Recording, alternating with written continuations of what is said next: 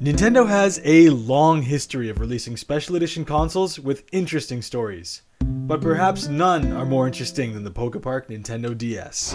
It's based off of a traveling theme park that hit Japan in the mid-2000s and closed down after only 1 year.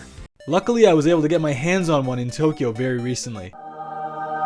But there is a small problem. That bottom screen is busted. Let's see if I can put my know-how to the test and get this thing working again. I started off by seeing if any of my spare DSs had a good working screen, but quickly got discouraged as they were all either really badly scratched or they had a problem with the display. I then considered taking the display off my own personal DS, but I just couldn't bring myself to do it. It was time to bring in the big guns. This is my closet full of Nintendo stuff, and I knew if I had one more Nintendo DS kicking around, it would be in here. And luckily, the screens worked flawlessly. It was time to take the guts out of this thing. The first step is to take out these 5 screws, plus the remaining 2 under the battery cover.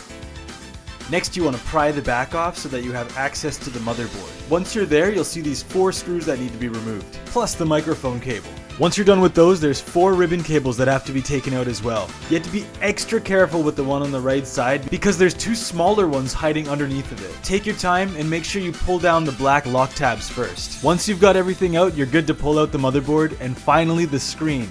One thing that surprised me here is that it looks like the bottom screen is attached to the top of the console with a ribbon cable.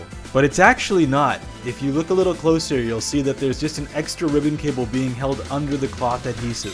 What you have to do is pry the top left of that adhesive off of the screen, and then you'll be free to pull the rest of the screen out. Next, I followed the exact same steps with the Pokemon Edition DS, until I got to the point where I could fit the new screen, motherboard, and casing back onto the console. So how'd it go? The repair was a complete success.